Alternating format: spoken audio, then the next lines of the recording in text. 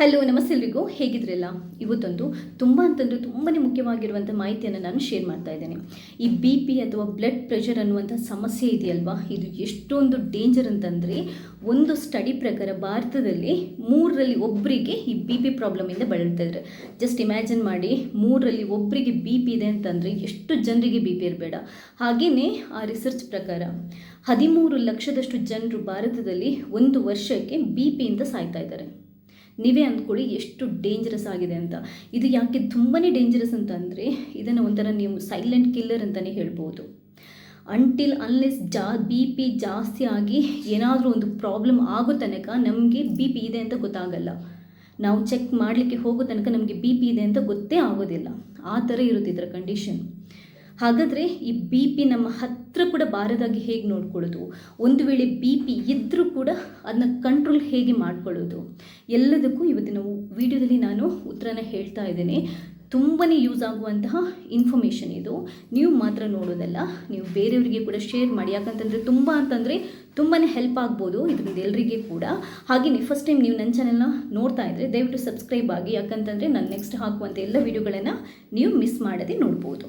ಹಾಗಾದರೆ ನಾನು ಮೊದಲಿಗೆ ಇದೆಯಲ್ವಾ, ಈ ಬಿ ಪಿ ಯಾಕೆ ಬರ್ತದೆ ಅನ್ನೋದನ್ನು ಹೇಳ್ತೀನಿ. ಕೆಲವರಿಗೆ ಹೆರಿಡಿಟಿಯಿಂದ ಬರುತ್ತೆ, ಅಂದರೆ ಫ್ಯಾಮಿಲಿಯಲ್ಲಿ ಯಾರಿಗಾದರೂ ಇದ್ದರೆ, ಅಪ್ಪ ಅಮ್ಮನಿಗೆ, ಅಕ್ಕ ತಮ್ಮನಿಗೆ ಯಾರಿಗಾದರೂ ಇದ್ದರೆ ಅದರಿಂದ ಕೂಡ ನಮಗೆ ಬರ್ಬೋದು. ಬಟ್ ಬರದಾಗಿ ಕೂಡ ನಾವು ಮಾಡ್ಬೋದು. ಹೆರಿಡಿಟಿಯಲ್ಲಿ ನಮ್ಮ ಅಪ್ಪ ಅಮ್ಮನಿಗೆ ಇದ್ದರೂ ಕೂಡ ನಮಗೆ ಬರದಾಗಿ ಕೂಡ ನಮ್ಮ ಲೈಫ್ ಸ್ಟೈಲಿಂದ ಮೇಂಟೈನ್ ಮಾಡ್ಬೋದು. ನಾನು ಅದನ್ನು ಕೂಡ ಹೇಗೆ ಅಂತ ಹೇಳ್ತೀನಿ. ಎರಡನೇದಾಗಿ ತುಂಬ ಜನರಿಗೆ ಈ ಬಿ ಪಿ ಪ್ರಾಬ್ಲಮ್ ಸ್ಟಾರ್ಟ್ ಆಗೋದು ಮೇಯ್ನಾಗಿ ಆಲ್ಕೋಹಾಲನ್ನು ಅಥವಾ ಡೈಲಿ ಕುಡಿಯೋದ್ರಿಂದ, ಡೈಲಿ ಅತಿಯಾಗಿ ಸ್ಮೋಕ್ ಮಾಡೋದ್ರಿಂದ. ಇದು ಮೇಜರ್ ಕಾರಣ ಬಿ ಪಿ ಜಾಸ್ತಿ ಆಗಲಿಕ್ಕೆ. ಮಾಡ್ರೇಟ್ ಡ್ರಿಂಕರ್ಸ್ ಅಂತ ಇರ್ತಾರಲ್ಲ, ಅಂದರೆ ಒಕೇಶ್ನಲಿ ಕುಡಿಯೋದ್ರಿಂದ ಈ ಥರ ಏನೂ ಪ್ರಾಬ್ಲಮ್ ಆಗಲ್ಲ. ಬಟ್ ಅತಿಯಾಗಿ ಕುಡಿಯೋದು, ಅತಿಯಾಗಿ ಸ್ಮೋಕ್ ಮಾಡ್ತಾರಲ್ಲ, ಅವರಿಗೆ ಬಿ ಪಿ ಬಂದೇ ಬರುತ್ತೆ. ಇದು ಫಸ್ಟ್ ತುಂಬಾ ಡೇಂಜರಸ್ ಆಗಿರುವಂತಹ ಕಾರಣ. ಮತ್ತೊಂದು ದೊಡ್ಡ ಕಾರಣ ಬಿ ಪಿ ಬರಲಿಕ್ಕೆ ಏನು ಅಂತಂದರೆ, ಅತಿಯಾದ ಸ್ಟ್ರೆಸ್ ಅಥವಾ ತುಂಬಾ ಟೆನ್ಷನ್ ತಗೊಳ್ಳೋದು, ತುಂಬಾ ಒತ್ತಡದಿಂದ ಕೆಲಸ ಮಾಡೋದು, ಯಾವಾಗಲೂ ಚಿಂತೆ ಮಾಡಿಕೊಂಡು ಏನಾದರೂ ಯೋಚಿಸ್ತಾ ಇರೋದು, ಬಿ ಪಿ ರೈಸ್ ಮಾಡ್ಕೊಂಡಿರೋದು. ಅಂದರೆ ತುಂಬಾ ಸ್ಟ್ರೆಸ್ಸಿಂದ ಏನಾದರೂ ಯೋಚಿಸ್ತಾ ಇದ್ದರೂ ಕೂಡ ಬಿ ಪಿ ಬರುತ್ತೆ. ಮೂರನೇದು ಓವರ್ ವೆಯ್ಟ್, ಅಂದರೆ ಬಾಡಿ ವೆಯ್ಟನ್ನು ನಾವು ಜಾಸ್ತಿ ಮಾಡ್ಕೊಂಡಿರೋದು, ಅನ್ಹೆಲ್ದಿ ವೆಯ್ಟ್ ಇರುತ್ತಲ್ವ, ಇದು ಕೂಡ ಬಿ ಪಿ ಬರಲಿಕ್ಕೆ ತುಂಬಾ ಮುಖ್ಯವಾದ ಕಾರಣ. ನಿದ್ದೆ ಸರಿಯಾಗಿ ಮಾಡದೇ ಇರೋದು, ದೇಹಕ್ಕೆ ನಮಗೆ ಬೇಕಾಗುವಷ್ಟು ರೆಸ್ಟನ್ನು ಕೊಡದೇ ಇರೋದು, ಕೆಲವರಿಗೆ ಥೈರಾಯ್ಡ್ ಪ್ರಾಬ್ಲಮಿಂದ ಕೂಡ ಬಿ ಪಿ ಬರುತ್ತೆ. ಏಜ್ ಫ್ಯಾಕ್ಟರಿಂದ ಕೂಡ ಬಿ ಪಿ ಬರುತ್ತೆ. 35 ವರ್ಷ ಆದ ನಂತರ ಕೆಲವರಿಗೆ ಬಿ ಪಿ ಜಾಸ್ತಿ ಆಗುವಂಥ ಚಾನ್ಸಸ್ ಇರುತ್ತೆ. ಹಾಗೆಯೇ ಈ ಗರ್ಭಿಣಿ ಹೆಂಗಸರು ಇರ್ತಾರಲ್ವ, ಅವರಿಗೆ ಕೂಡ ಬಿ ಪಿ ಬರುತ್ತೆ. ಬಟ್ ಇದು ನಾರ್ಮಲ್. ಅಂತಂದರೆ ಗರ್ಭಿಣಿಯರಲ್ಲಿ ಬಿ ಪಿ ಬಂದರೆ ಕಂಟ್ರೋಲ್ ಮಾಡಬೇಕು. ಡಾಕ್ಟ್ರ್ ಹತ್ರ ನಾವು ಹೋಗಿ ಕರೆಕ್ಟಾಗಿ ಟ್ರೀಟ್ಮೆಂಟನ್ನು ತಗೊಂಡು ಕಂಟ್ರೋಲ್ ಮಾಡಬೇಕಾಗುತ್ತೆ. ಬಟ್ ಯೂಶ್ವಲಿ ಈ ಗರ್ಭಿಣಿ ಟೈಮಲ್ಲಿ ಬರುವಂಥ, ಅಂದರೆ ಪ್ರೆಗ್ನೆನ್ಸಿ ಇದ್ದಾಗ ಬರುವಂಥ ಬಿ ಪಿಗಳು ಡೆಲಿವರಿ ಆದ ನಂತರ ಹೋಗುತ್ತೆ, ದೊಡ್ಡ ಸಮಸ್ಯೆ ಅಂತ ಆಗಲ್ಲ. ಹಾಗೆಯೇ ಬರ್ತ್ ಕಂಟ್ರೋಲ್ ಪಿಲ್ಸನ್ನು ತಗೊತಾರಲ್ವ, ಅಂದರೆ ಬೇಬಿ ಆಗಬಾರ್ದು ಅಂತ ಕೆಲವು ಟ್ಯಾಬ್ಲೆಟ್ಗಳನ್ನು ಅಥವಾ ಗುಳಿಗೆಗಳನ್ನು ನುಂಗ್ತಾರಲ್ವ, ಇದರಿಂದ ಕೂಡ, ಇಂಥ ಗುಳಿಗೆಗಳಿಂದ ಕೂಡ ಬಿ ಪಿ ಬರುತ್ತೆ. ದೇಹಕ್ಕೆ ಕರೆಕ್ಟಾಗಿ ಎಕ್ಸಸೈಸ್ ಕೊಡದೇ ಇರೋದು, ವಾಕ್ ಮಾಡದೇ ಇರೋದು, ಕುಳಿತಲ್ಲೇ ಕೆಲಸ ಮಾಡೋದು, ಕುಳಿತಲ್ಲೇ ತಿನ್ನೋದು, ಏನು ಆ್ಯಕ್ಟಿವಿಟಿ ಮಾಡದೇ ಇರೋದು ಕೂಡ ಬಿ ಪಿ ಬರಲಿಕ್ಕೆ ತುಂಬಾ ಕಾರಣ ಆಗುತ್ತೆ. ಮತ್ತೊಂದು ಮುಖ್ಯವಾಗಿರುವಂಥ ರೀಸನ್ ಏನು ಅಂತಂದರೆ, ಇದು ಸೋಡಿಯಂ ಇರುತ್ತಲ್ವ, ನಮ್ಮ ಆಹಾರದಲ್ಲಿ ಉಪ್ಪಿನಂಶ ಜಾಸ್ತಿ ಇರುವಂಥ ಫುಡ್ಡನ್ನು ತಿನ್ನೋದು, ಎಸ್ಪೆಷಲಿ ಕ್ಯಾಂಡ್ ಫುಡ್ಗಳಿರುತ್ತಲ್ವ, ಹಾಗೆಯೇ ಫ್ರೈಡ್ ಫುಡ್ಗಳಂದರೆ ಈ ಸಾಲ್ಟ್ ಹಾಕಿರುವಂಥ ಚಿಪ್ಸ್ಗಳಿರ್ಬೋದು, ಅಥವಾ ಪೊಟೆಟೊ ಚಿಪ್ಸ್ ಈ ಥರದ್ದೆಲ್ಲ ಇರುತ್ತಲ್ವ. ಹಾಗೆಯೇ ಕ್ಯಾಂಡ್ ಏನಂತಾರೆ ಅದಕ್ಕೆ, ಈ ಸೂಪ್ಗಳು ಮತ್ತು ಜಂಕ್ ಫುಡ್ಗಳೆಲ್ಲ ಇರುತ್ತಲ್ವ, ಇದು ಕೂಡ ತುಂಬಾ ಡೇಂಜರ್. ಫ್ರೋಝನ್ ಫುಡ್ಡುಗಳು ಕೂಡ ಬಿ ಪಿಗೆ ತುಂಬಾ ಮುಖ್ಯವಾಗಿ ರೀಸನ್ ಆಗುತ್ತೆ. ಹಾಗೆಯೇ ರೆಡ್ ಮೀಟ್ಸ್, ಕೆಂಪಾಗಿರುವಂತಹ ಮೀಟ್ಸ್ಗಳು, ಎಸ್ಪೆಷಲಿ ಈ ಮಟನ್, ಬೀಫ್ ಈ ಥರದ್ದೆಲ್ಲ ತಿಂತಾರಲ್ವ, ಪೋರ್ಕು ಕೂಡ ಇದು ರೆಡ್ ಮೀಟ್, ಇದರಿಂದ ಕೂಡ ಇದೆಯಲ್ವ ಬಿ ಪಿ ಜಾಸ್ತಿ ಆಗುವಂಥ ಚಾನ್ಸಸ್ ಇರುತ್ತೆ. ಮತ್ತು ನಮ್ಮ ದೇಹಕ್ಕೆ ಎಷ್ಟು ಬೇಕೋ ಅಷ್ಟು ಕ್ಯಾಲ್ಸಿಯಂ, ಪೊಟ್ಯಾಷಿಯಂ ಮತ್ತು ಮ್ಯಾಗ್ನೀಷಿಯಂ ಇರುವಂಥ ಫುಡ್ಡನ್ನು ನಾವು ತಿಂದಿಲ್ಲದಿದ್ರೂ ಕೂಡ ಬಿ ಪಿ ಜಾಸ್ತಿ ಆಗುವಂಥ ಚಾನ್ಸಸ್ ಇರುತ್ತೆ. ಹಾಗಾದರೆ ಈ ಬಿ ಪಿ ಪಾಯಿಂಟ್ಸ್ ಇರುತ್ತಲ್ವ, ಬ್ಲಡ್ ಪ್ರೆಷರ್ ಪಾಯಿಂಟ್ಸ್ ಎಷ್ಟಿರಬೇಕು, ನಾವು ನಾರ್ಮಲಾಗಿ ಚೆಕ್ ಮಾಡಿದಾಗ ಡಾಕ್ಟರ್ ಹತ್ರ ಅಥವಾ ಎಲ್ಲಾದರೂ ನಾವು ಚೆಕ್ ಮಾಡಿಸ್ಕೊಂಡಾಗ, ಮನೆಯಲ್ಲಿ ಕೂಡ ಚೆಕ್ ಮಾಡ್ಬೋದು ನಿಮ್ಮ ಹತ್ರ ಇನ್ಸ್ಟ್ರೂಮೆಂಟ್ ಇದ್ದರೆ, ಎಷ್ಟಿರಬೇಕು ಅಂತಂದರೆ 120/80, ಅಂತಂದರೆ 120/80 ಪಾಯಿಂಟ್ಸ್ ಇರುತ್ತಲ್ವ, ಮೇಲ್ಗಡೆ ಬಿ ಪಿ ಪಾಯಿಂಟ್ಸಿಗೆ ನಿಮಗೆ ಸಿಸ್ಟಾಲಿಕ್ ಬಿ ಪಿ ಪಾಯಿಂಟ್ಸ್ ಅಂತಾರೆ, ಕೆಳಗಡೆ ಪಾಯಿಂಟ್ಸಿಗೆ ಡೈಸ್ಟಾಲಿಕ್ ಬಿ ಪಿ ಪಾಯಿಂಟ್ಸ್ ಅಂತ ಹೇಳ್ತಾರೆ. 120/80 ಅದು 120/80 ಇದ್ದರೆ ನಾರ್ಮಲ್, ಏನು ಟೆನ್ಷನ್ ತಗೊಳ್ಳೋ ಅವಶ್ಯಕತೆ ಇಲ್ಲ. ಮೇಲ್ಗಡೆದು ಪಾಯಿಂಟ್ 120ಗಿಂತ ಜಾಸ್ತಿ ಇತ್ತು ಅಂತ ಇಟ್ಕೊಳ್ಳಿ, ಅಂದರೆ 130 140 ಇದ್ದು, ಕೆಳಗಡೆದು 80ಗಿಂತ ಜಾಸ್ತಿ ಅಂದರೆ 90 ತನಕ ಇದ್ದರೆ ನಿಮಗೆ first stage B P start ಆಗಿದೆ. ಮೇಲ್ಗಡೆದು 140 ಪಾಯಿಂಟ್ಗಿಂತ ಜಾಸ್ತಿ ಇದ್ದು, ಕೆಳಗಡೆದು 90 ಪಾಯಿಂಟ್ಸ್ಗಿಂತ ಜಾಸ್ತಿ ಇದ್ದರೆ ನೀವು ಸೆಕೆಂಡ್ ಸ್ಟೇಜಲ್ಲಿದ್ದೀರಾ ಅಂತ ಅರ್ಥ. ಅದೇ ಒಂದು ವೇಳೆ ಮೇಲ್ಗಡೆ ಪಾಯಿಂಟ್ 180 ಇದ್ದು, 180 ಅಂದರೆ 180 ಇದ್ದು, ಕೆಳಗಡೆದು ಪಾಯಿಂಟ್ಸ್ ಇದೆಯಲ್ವ 120 ಅಂದರೆ 120ಗಿಂತ ಜಾಸ್ತಿ ಇದ್ದರೆ ನಿಮಗೆ ಹೈಪರ್ ಟೆನ್ಷನ್ ಇದೆ ಅಂತ ಅರ್ಥ, ಹೈ ಬಿ ಪಿ ಇದೆ ಅಂತಲೇ ಅರ್ಥ. ನೀವು ಸೀರಿಯಸ್ ಆಗಿ ಡಾಕ್ಟರ್ಗಳನ್ನು ಕನ್ಸಲ್ಟ್ ಮಾಡಬೇಕು, ನೀವು ಟ್ರೀಟ್ಮೆಂಟ್ ತಗೊಳ್ಳೇಬೇಕು. ಯಾಕಂತಂದರೆ ಬಿ ಪಿ ಜಾಸ್ತಿ ಆಯಿತು, ಹೈಪರ್ ಬಿ ಪಿ ಆಯಿತು ಅಂತಂದರೆ ತುಂಬ ರಿಸ್ಕ್, ನಮ್ಮ ಜೀವವನ್ನೇ ತೆಗೆಯುವಂಥ ರಿಸ್ಕ್. ಯಾಕಂತಂದರೆ ಮೊದಲಿಗೆ ಬಿ ಪಿ ಜಾಸ್ತಿ ಆಯಿತು ಅಂತಂದರೆ ನಮ್ಮ ಬಾಡಿ ಒಳಗೆ ಮೇಯ್ನ್ ಪಾರ್ಟ್ಸ್ ಇರುತ್ತಲ್ವ ಅದನ್ನ ಡ್ಯಾಮೇಜ್ ಮಾಡ್ತಾ ಹೋಗುತ್ತೆ. ಮೊದಲು ಅಟ್ಯಾಕ್ ಆಗೋದು ಹಾರ್ಟನ್ನು ಡ್ಯಾಮೇಜ್ ಮಾಡುತ್ತೆ, ಕಿಡ್ನಿಯನ್ನು ಡ್ಯಾಮೇಜ್ ಮಾಡುತ್ತೆ, ಬ್ರೈನನ್ನು ಡ್ಯಾಮೇಜ್ ಮಾಡುತ್ತೆ, ಕಣ್ಣನ್ನು ಡ್ಯಾಮೇಜ್ ಮಾಡುತ್ತೆ. ಇದು 4 ಅಂಗ ಇದೆಯಲ್ವ, ಇದು ಮೇಯ್ನಾಗಿ ಡ್ಯಾಮೇಜ್ ಆಗುವಂಥದ್ದು ಬಿ ಪಿ ಜಾಸ್ತಿ ಆಗೋದ್ರಿಂದ.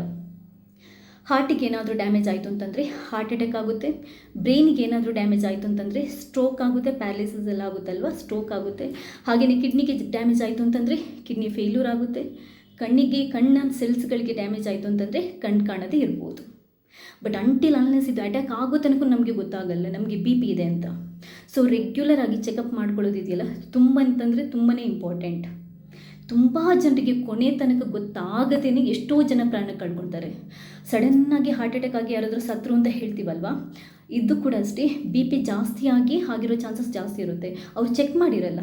ಅದಕ್ಕೇ ನಾನು ಹೇಳಿದ್ದು ಸ್ಟಾರ್ಟಿಂಗ್ಗೆ, ಬಿ ಪಿ ಅನ್ನೋದಿದೆಯಲ್ವ ಸೈಲೆಂಟ್ ಕಿಲ್ಲರ್. ನಮಗದು ಎಫೆಕ್ಟ್ ಆಗೋ ತನಕ ಗೊತ್ತೇ ಆಗಲ್ಲ. ಹಾಗಾದರೆ ಏನು ಸಿಂಪ್ಟಮ್ಸ್ ಏನಾದರೂ ಇದೆಯಾ ಫೈಂಡ್ ಔಟ್ ಮಾಡ್ಬೋದು ಅಂತಂದರೆ, ಖಂಡಿತವಾಗ್ಲೂ ಕೆಲವೊಂದು ಸಿಂಪ್ಟಮ್ಸ್ಗಳು ಗೊತ್ತಾಗುತ್ತೆ, ಕೆಲವರಿಗೆ ಗೊತ್ತಾಗದೇನೂ ಇರ್ಬೋದು. ಕೆಲವರಿಗೆ ಏನಾಗುತ್ತೆ, ತಲೆ ಸುತ್ತು ಬರಲಿಕ್ಕೆ ಶುರುವಾಗುತ್ತೆ, ಚಕ್ಕರ್ ಬಂದಾಗುತ್ತೆ. ಹಾಗೆ ಇನ್ನು ಕೆಲವರಿಗೆ ಆಲ್ ಆಫ್ ಸಡನ್ ಸಿಟ್ಟು ಬರೋದು, ಏನು ಮಾತಾಡಿದ್ರು ಒಮ್ಮೆಗೆ ಸಿಟ್ಟು ಬರೋದು, ಹೈಪರ್ ಟೆನ್ಷನ್ ಆಗೋದು, ಬಾಡಿ ಎಲ್ಲ ಬೆವರೋದು, ಸುಸ್ತಾದಾಗೋದು, ತಲೆನೋವು ಬರೋದು, ಇದು ಕೂಡ ಕೆಲವೊಂದು ಸರಿ ಸಿಂಪ್ಟಮ್ಸ್ ಇರ್ಬೋದು.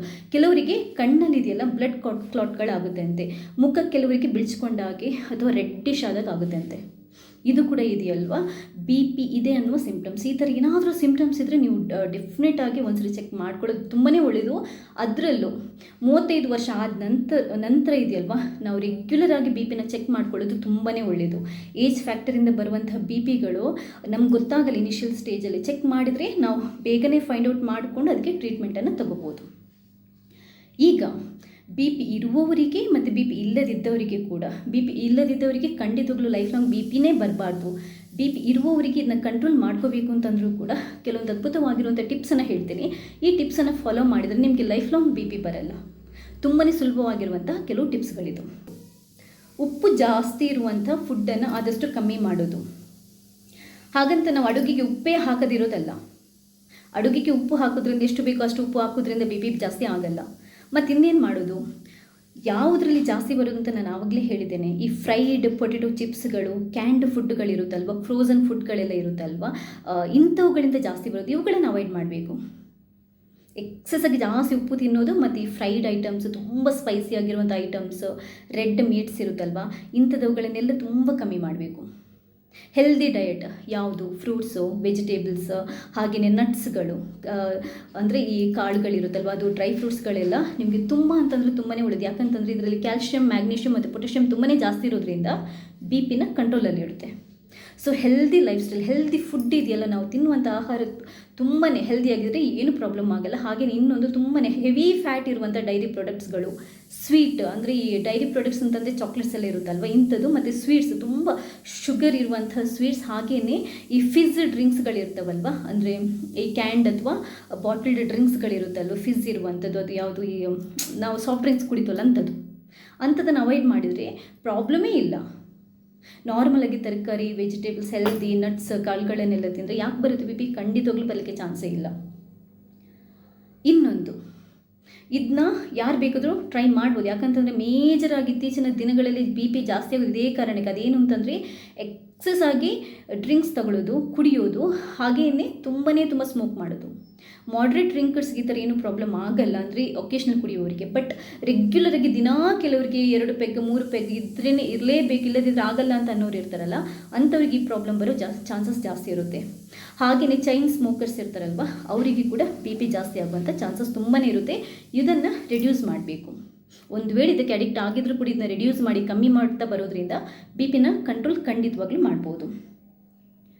ಮೂರನೇದು ತುಂಬಾ ಮುಖ್ಯ ಏನು ಅಂತಂದರೆ ಎಕ್ಸಸೈಸ್ ಮಾಡೋದು. ದಿನಕ್ಕೆ ಅರ್ಧ ಗಂಟೆ ಆದರೂ ವಾಕ್, ಜಾಗ್ ಅಥವಾ ಸೈಕ್ಲಿಂಗ್ ಮಾಡೋದು, ಸ್ವಿಮ್ ಮಾಡೋದು, ಏನಾದರೂ ದೇಹಕ್ಕೆ ಆ್ಯಕ್ಟಿವಿಟೀಸನ್ನ ಕೊಡೋದ್ರಿಂದ ಕೂಡ ಬಿ ಪಿನ ಕಂಟ್ರೋಲ್ ಮಾಡ್ಬೋದು. ಇದರಿಂದ ಇನ್ನೊಂದು ಅಡ್ವಾಂಟೇಜ್ ಏನಿದೆ ಅಂತಂದರೆ ವೆಯ್ಟನ್ನು ಕೂಡ ಲಾಸ್ ಮಾಡ್ಬೋದು. ವೆಯ್ಟ್ ಜಾಸ್ತಿ ಆಗೋದ್ರಿಂದ ಒಬೆಸಿಟಿಯಿಂದ ಕೂಡ ಬಿ ಪಿ ಬರುತ್ತೆ. ಇಂಥವ್ರಿಗಿದೆಯಲ್ಲ, ಈ ಎಕ್ಸಸೈಸ್ ಮಾಡೋದ್ರಿಂದ ಅಥವಾ ಆ್ಯಕ್ಟಿವಿಟೀಸ್ ಮಾಡೋದ್ರಿಂದ ನಮ್ಮ ದೇಹದ ವೆಯ್ಟ್ ಕೂಡ ಕಮ್ಮಿ ಆಗುತ್ತೆ, ಹಾಗೆಯೇ ಬಿ ಪಿ ಕೂಡ ರಿಡ್ಯೂಸ್ ಆಗುತ್ತೆ. ಹೆಲ್ದಿ ವೆಯ್ಟನ್ನು ಮೇಂಟೈನ್ ಮಾಡಬೇಕು. ನಮ್ಮ ಹೈಟಿಗೆ ಎಷ್ಟು ವೆಯ್ಟ್ ಬೇಕು ಅಷ್ಟನ್ನು ಮಾತ್ರ ಮೇಂಟೈನ್ ಮಾಡಬೇಕು. ಎಕ್ಸಸ್ ವೆಯ್ಟನ್ನು ನಾವು ಆದಷ್ಟು ಇಳಿಸಲಿಕ್ಕೆ ಟ್ರೈ ಮಾಡಬೇಕು. ಎಕ್ಸಸೈಸ್ ಎಲ್ಲ ಮಾಡೋದ್ರಿಂದ ವೆಯ್ಟ್ ಇಳಿಸೋಕ್ಕೂ ಈಸಿ ಆಗುತ್ತೆ, ಬಿ ಪಿ ಕಂಟ್ರೋಲ್ ಮಾಡಲಿಕ್ಕೂ ಹೆಲ್ಪ್ ಆಗುತ್ತೆ. ಸ್ಟ್ರೆಸ್ಸನ್ನು ಮ್ಯಾನೇಜ್ ಮಾಡಬೇಕು. ಎಷ್ಟೇ ಟೆನ್ಷನ್ ಇರಲಿ ಕೂಲಾಗಿರಬೇಕು. ಯಾಕಂತಂದರೆ ತುಂಬ ಟೆನ್ಷನ್ ತಗೊಂಡ್ರೂ ಕೂಡ ನಮಗೆ ಅದಕ್ಕೆ ಪರಿಹಾರ ಸಿಗುತ್ತೆ ಅಂತ ಹೇಳೋಕ್ಕಾಗಲ್ಲ. ಅದನ್ನೇ ಕೂಲಾಗಿ ಯೋಚಿಸಿದರೂ ಕೂಡ ಅದಕ್ಕೆ ಪರಿಹಾರ ಸಿಗ್ಬೋದು. ಟೆನ್ಷನಿಂದ ಮೈಂಡ್ ಬ್ಲ್ಯಾಂಕ್ ಆಗುತ್ತೆ ಹೊರತು ನಮಗೆ ಸೊಲ್ಯೂಷನ್ ಸಿಗಲ್ಲ. ಏನೇ ಟೆನ್ಷನ್ ಇದ್ರನ್ನ ಕೂಲಾಗಿ ಯೋಚಿಸೋದ್ರಿಂದ ಅದಕ್ಕೆ ಪರಿಹಾರ ಖಂಡಿತ ಸಿಗುತ್ತೆ. ಆದ್ದರಿಂದ ಆದಷ್ಟು ಕೆಲಸ ಇರ್ಬೋದು, ವರ್ಕ್ ಪ್ರೆಷರ್ ಇರ್ಬೋದು, ಫಿನಾನ್ಷಿಯಲ್ ಮ್ಯಾಟರ್ಸ್ ಇರ್ಬೋದು, ಫ್ಯಾಮಿಲಿ ಪ್ರಾಬ್ಲಮ್ಸ್ ಇರ್ಬೋದು, ಏನೇ ಇರ್ಬೋದು, ಎಲ್ಲದನ್ನು ಕೂಲಾಗಿ ಹ್ಯಾಂಡಲ್ ಮಾಡಲಿಕ್ಕೆ ಕಲಿಬೇಕು. ತುಂಬ ಸಿಟ್ಟು ಬಂದಾಗ ಸುಮ್ಮನೆ ಕೂತುಬಿಡಿ, ಕಣ್ಮುಚ್ಚಿ ಸುಮ್ಮನೆ ಕೂತುಬಿಡಿ. ಇಲ್ಲ ನೀವು ಯಾರ ಹತ್ರ ಆದರೂ ಆರ್ಗ್ಯುಮೆಂಟ್ ಮಾಡ್ತಾ ಇದ್ದೀರಿ ಅಂತಂದರೆ ಆ ಪ್ಲೇಸ್ ಬಿಟ್ಟು ಬೇರೆ ಕಡೆ ಹೋಗಿ. ಆವಾಗ ನಿಮಗೆ ಅವರು ಆರ್ಗ್ಯೂ ಮಾಡಲಿಕ್ಕೆ ಸಿಗಲ್ಲ. ಸ್ವಲ್ಪ ಹೊತ್ತು ಆದ ನಂತರ ನಿಮ್ಮ ಬಿ ಪಿ ಕೂಡ ಇಳಿಯುತ್ತೆ, ನಿಮ್ಮ ಟೆನ್ಷನ್ ಕೂಡ ಅಥವಾ ನಿಮಗೆ ಕೋಪ ಬಂದಿರುತ್ತಲ್ವ ಅದು ಕೂಡ ಕಮ್ಮಿ ಆಗುತ್ತೆ, ನಿಮ್ಮ ಬಿ ಪಿ ಕಂಟ್ರೋಲ್ಗೆ ಬರುತ್ತೆ. ಆದ್ದರಿಂದ ಸಿಚುವೇಷನನ್ನು, ಸ್ಟ್ರೆಸ್ಸನ್ನು ತುಂಬ ಕಾಮಾಗಿ ಹ್ಯಾಂಡಲ್ ಮಾಡೋದ್ರಿಂದ ಕೂಡ ಬಿ ಪಿನ ರಿಡ್ಯೂಸ್ ಮಾಡ್ಬೋದು. ಮುಖ್ಯವಾಗಿ ಚೆನ್ನಾಗಿ ತಿನ್ನುವಂಥ ಫುಡ್ ಬಗ್ಗೆನೂ ಹೇಳಿದ್ದೇನೆ, ಆಲ್ಕೋಹಾಲ್ ಸ್ಮೋಕಿಂಗನ್ನು ಕಂಟ್ರೋಲ್ ಮಾಡೋದಕ್ಕೂ ಹೇಳಿದ್ದೇನೆ, ಎಕ್ಸಸೈಸ್ ಮಾಡೋದನ್ನು ಹೇಳಿದ್ದೇನೆ. ಎಲ್ಲದಕ್ಕಿಂತ ಮುಖ್ಯವಾಗಿ ಒಳ್ಳೆ ರೆಸ್ಟ್ ತಗೋಬೇಕು. ದಿನಕ್ಕೆ ಅಟ್ಲೀಸ್ಟ್ ಮಿನಿಮಮ್ 7 hours. ದೊಡ್ಡವರಿಗೆ 7 ಗಂಟೆ ಮಲಗಲೇಬೇಕು. 7 ರಿಂದ 8 ಗಂಟೆ ಯಾರು ಕಾಮಾಗಿ ಕೂಲಾಗಿ ತುಂಬ ನಿದ್ದೆ ಮಾಡ್ತಾರೆ ನೋಡಿ, ಅವರಿಗೆ ಬಿ ಪಿ ಬರುವಂಥ ಚಾನ್ಸಸ್ ತುಂಬ ಕಮ್ಮಿ ಇರುತ್ತೆ. ಯಾಕಂತಂದರೆ ಬಾಡಿಗೆ ರೆಸ್ಟ್ ಕೊಟ್ಟಾಗ ನಮ್ಮ ಹಾರ್ಮೋನ್ ಅಥವಾ ಏನು ಇಂಬ್ಯಾಲೆನ್ಸ್ ಆಗಿರುತ್ತೆ ನೋಡಿ, ಅದು ಎಲ್ಲ ಕೂಲಾಗುತ್ತೆ, ಕಾಮ್ ಆಗುತ್ತೆ. ಬಾಡಿಗೆ, ನಮ್ಮ ಮೈಂಡಿಗೆ ಇನಫ್ ರೆಸ್ಟ್ ಸಿಕ್ಕಿದಾಗ ಆ ಬಿ ಪಿ ಜಾಸ್ತಿ ಆಗೋದಿದೆಯಲ್ಲ ಅದು ಕಂಟ್ರೋಲ್ಗೆ ಬರುತ್ತೆ. ಆದ್ದರಿಂದ ಈ ಎಲ್ಲ ಟಿಪ್ಸನ್ನು ಫಾಲೋ ಮಾಡಿದರೆ ಜನ್ಮ ಕಾಲದಲ್ಲಿ ನಿಮಗೆ ಬಿ ಪಿ ಬರುವಂಥ ಚಾನ್ಸೇ ಇರಲ್ಲ. ಒಂದು ವೇಳೆ ಬಿ ಪಿ ಇದ್ದರೂ ಕೂಡ ನಿಮಗದು ಕಂಟ್ರೋಲ್ಗೆ ಬರುತ್ತೆ. ಇಷ್ಟೇ. ಈ ಬಿ ಪಿ ಬಗ್ಗೆ ಇನ್ನಷ್ಟು ನಿಮ್ಗೆ ಏನಾದರೂ ಮಾಹಿತಿ ಇದ್ದರೆ ದಯವಿಟ್ಟು ಕಮೆಂಟ್ ಮೂಲಕ ನನಗೆ ತಿಳಿಸಿ. ಹಾಗೆಯೇ ಈ ವಿಡಿಯೋನ ನೀವು ಮಾತ್ರ ನೋಡೋದಲ್ಲ, ಬೇರೆಯವರಿಗೆ ಕೂಡ ಶೇರ್ ಮಾಡಿ. ಯಾಕಂತಂದರೆ ತುಂಬ ಜನರಿಗೆ ಇದರ ಅನುಕೂಲ ಇರುತ್ತೆ, ಉಪಯೋಗಕ್ಕೆ ಬರುತ್ತೆ. ಥ್ಯಾಂಕ್ಸ್ ಎಲ್ರಿಗೂ.